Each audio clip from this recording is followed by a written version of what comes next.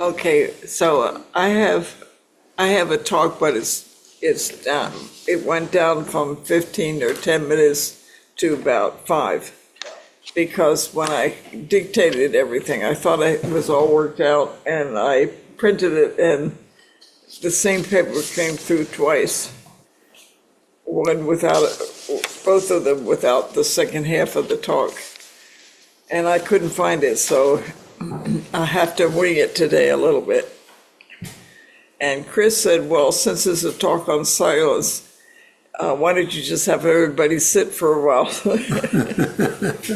And actually, it seems like a good idea, so I thought after I give my 2 or 3 minute talk, we could practice something of looking at our mind and body and practicing Dogen's backward step with it to see if the distance you get creates a sense of silence, just for starters. So my talk began with, when I was a teenager, I was living in Annapolis with my family, Annapolis, Maryland. And we were close enough to the Bay Area that we could hear the buoys at night. And the waves made them random ringing. And the sound was a very soft and low ring. And I woke up at one night and I heard this beautiful, soft, intermittent ringing of a bell, sort of like a cowbell, except very soft. And I felt so very peaceful as I was listening to it that even today, just thinking of a buoy can make you have that very soft, peaceful feeling all over again. And then when we came back from Japan in 1995, we finally moved here into the valley. And the first night we were here, I woke up to hear what sounded like an animal. I thought it was an animal in anguish sound, and I couldn't figure out what it was at first because I was half asleep, but I finally realized it was a train whistle coming through very fast and just telling everybody to get off the tracks, but it came through really, really fast, and it was a beautiful sound. And I never fail to hear that train whistle or a buoy without feeling a very soft, peaceful feeling inside from it.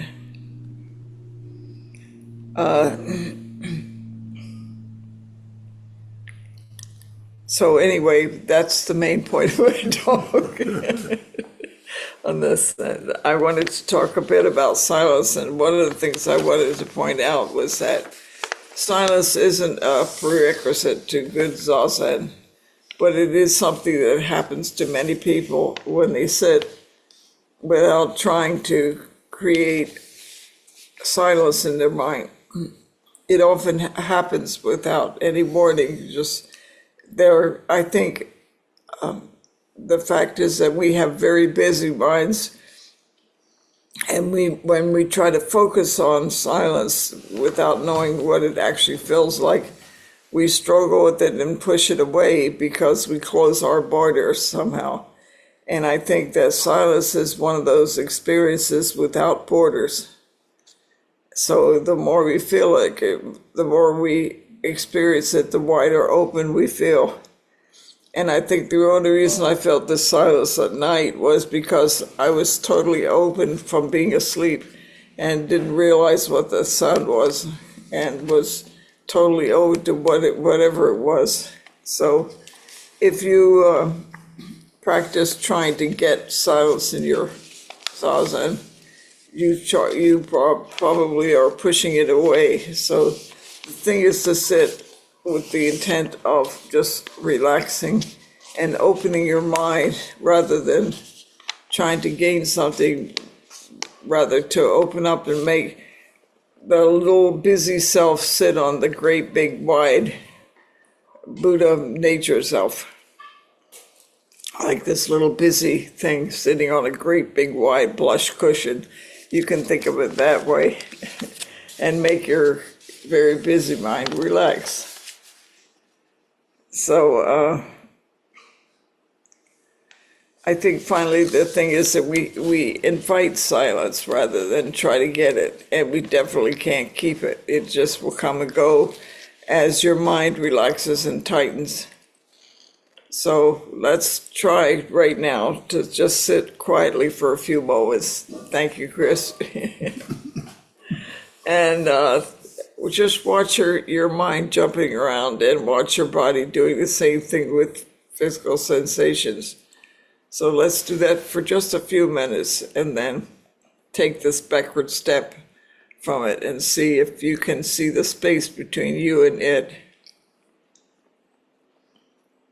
And relax on the great big fluffy cushion.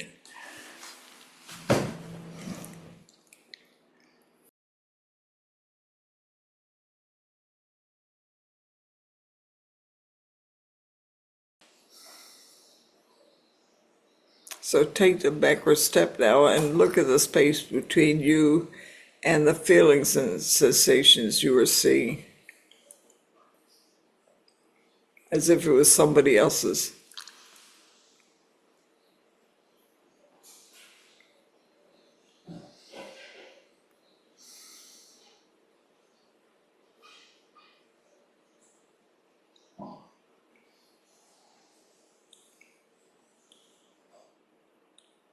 Okay, well, depending on what happened with you sitting like that, if you'd like to sit like longer, raise your hands. Or ask any questions? Or if you have any questions about it, please ask me. Chris? So, the question I wanted to say is not really a question exactly, but it is, so hearing you talk about silence, I'm getting the impression that you don't mean just an absence of sound. I was wondering if you could say a little bit more about that. Yeah, well, there's different levels of silence, I think, and one of them is when your mind just stops chattering all the time.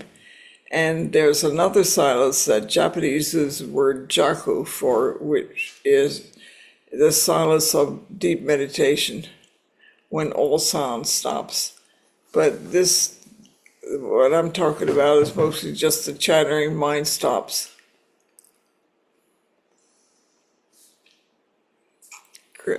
Mike? Is it also, even though your brain is chattering, if you don't attach to it, don't follow it, you just let it flow through, would you consider that silence? It could be, yes. If you really actually take that step back from it, your mind does quiet. And the chatter of other things is like somebody else's chattering.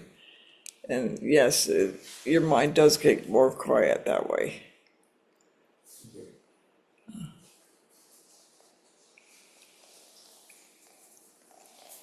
Anybody else have a question? We have Ian here today as a sitter with us, which is very nice. Hey.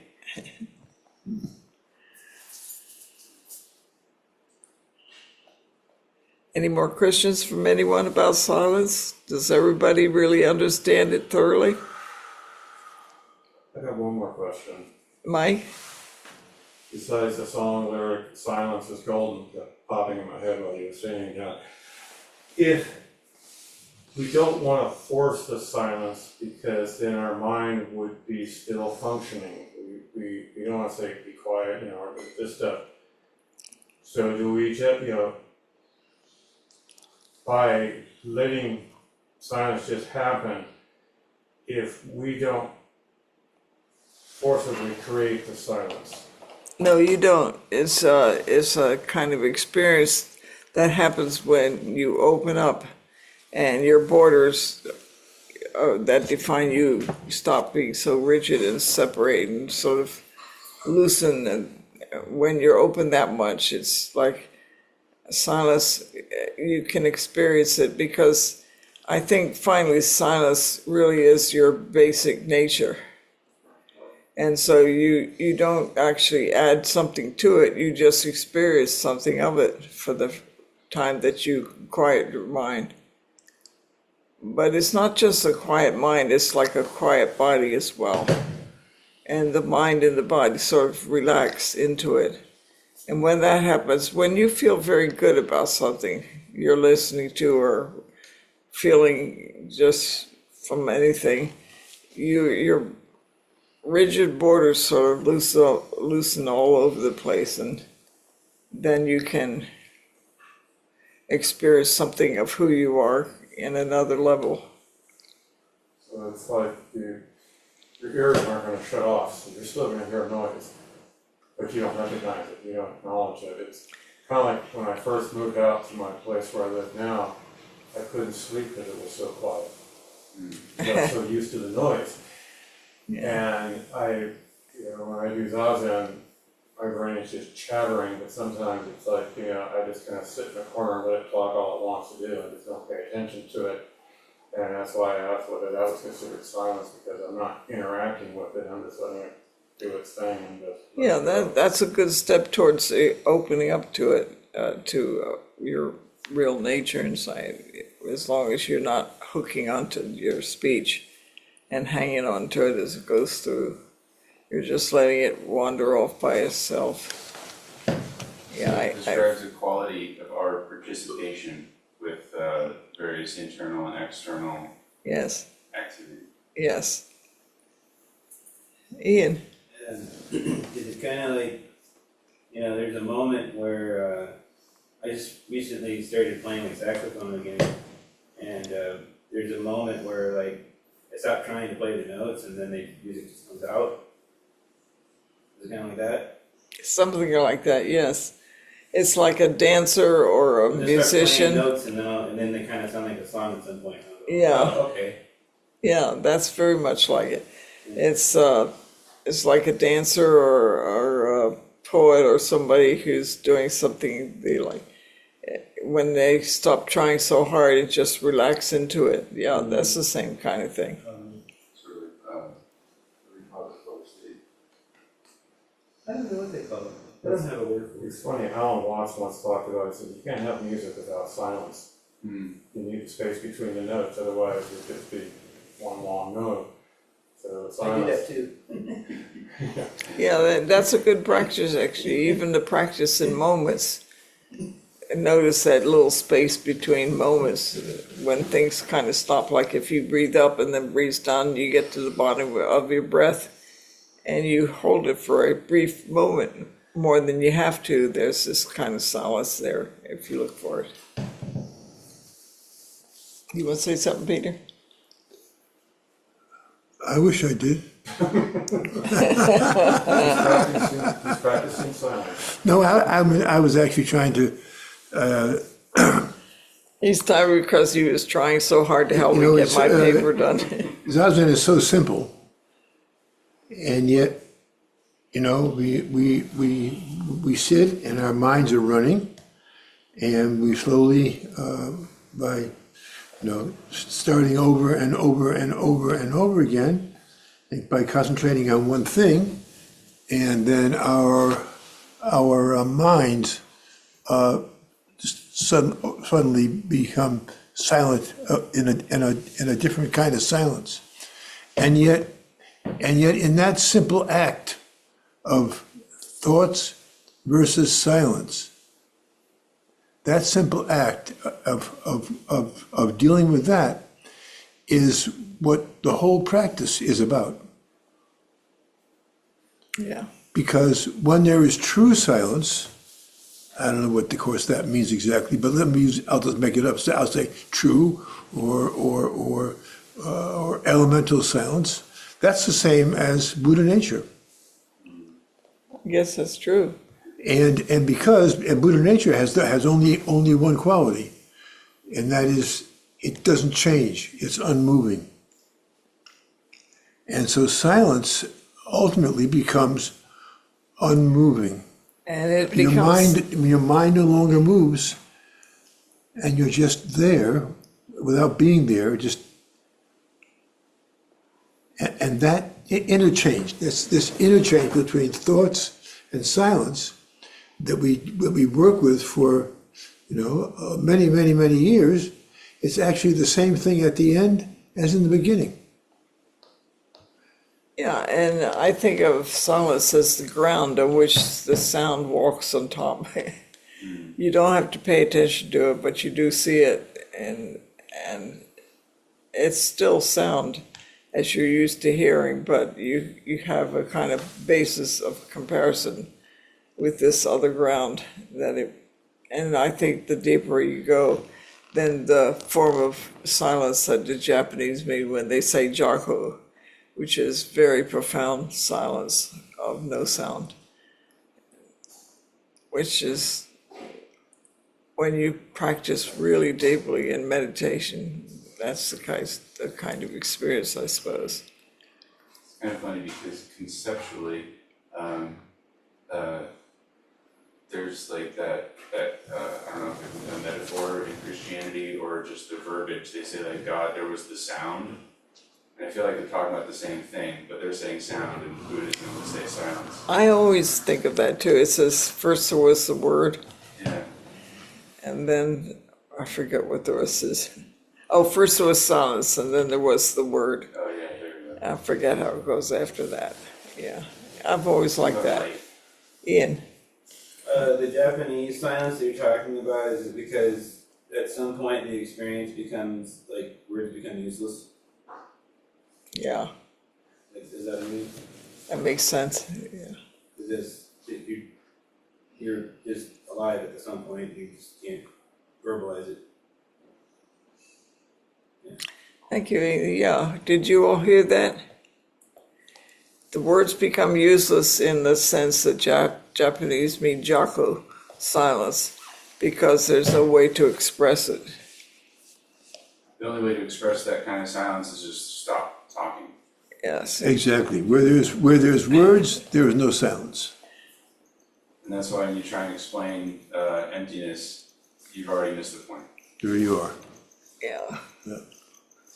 Anyway, I saw John's hand go up at some point, and Sandy's as well. John, is your hand up at Sandy's? Sandy, go ahead.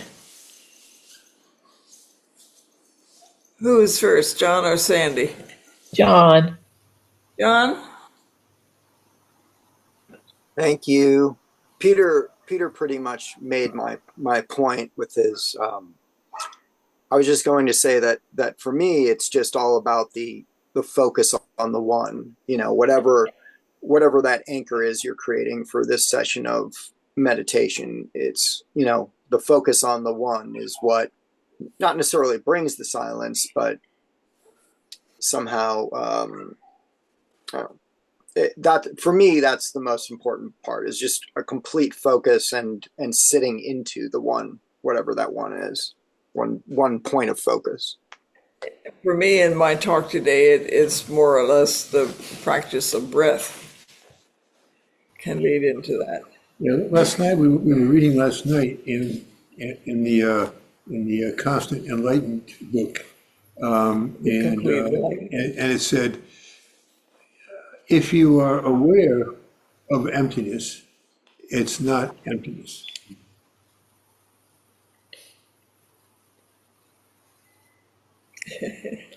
Rachel's smiling. Did you want to add something, Rachel?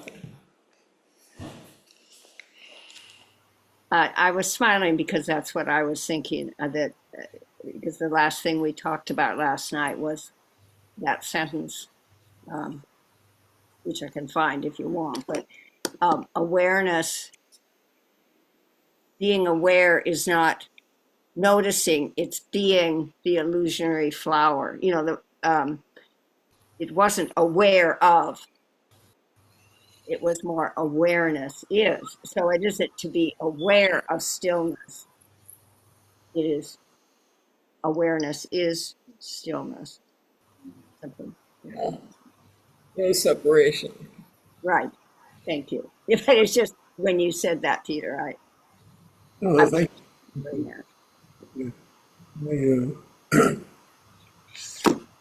we think that awareness, when we're in the silence and we're aware, well, actually, if you are in the silence, if it's just silence, and you become aware of the silence, your mind has your the discursive mind has clicked in. And therefore, at that moment, you lost the silence. You separate. Yeah, good point. Maybe. Sandy? Your talk was, I enjoyed it. It brought back memories years ago, a long time ago. And do you remember float tanks?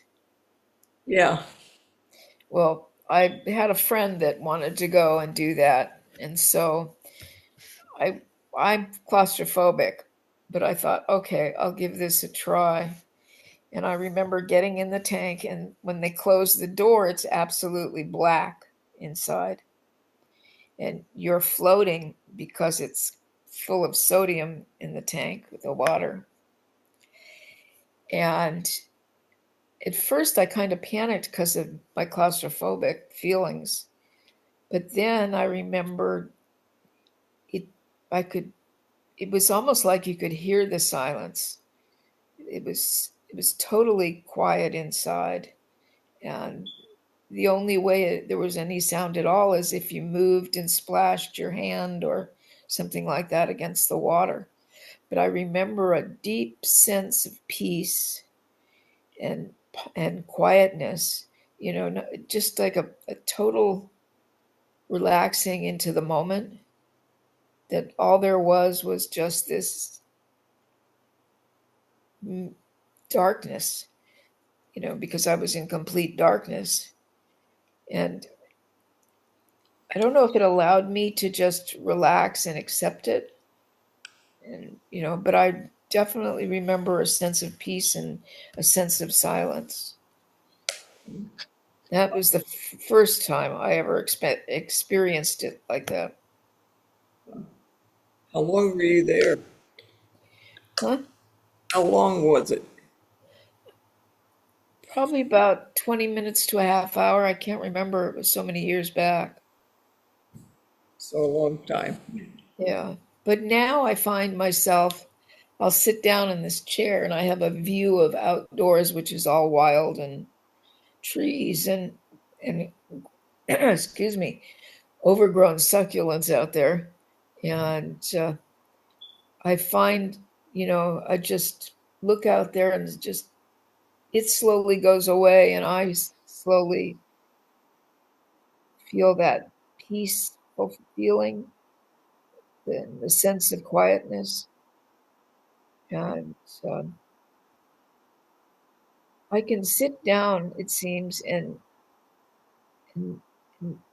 experience that, but it's not like I'm forcing it or anything. It's just when I sit down, I don't know if it's somewhere in my mind, I have this idea that I'm going to just sit here and maybe meditate for a while. But it's a really lovely, peaceful feeling. Okay. Anyway, that's the kind of feeling if you count your breath and really focus on not just the breath, but the space in between before you inhale again. Right. Slowly relax your whole body into it. I guess that's maybe. But don't try to listen to the sound of silence. Old timers can that song. Whose song was that? That's Simon Garfunkel. Who? Simon, actually. But Simon and Garfunkel. Oh, But Simon wrote the songs. Garfunkel song. Someone searching for the song will find this by mistake. I'm sweet and bad.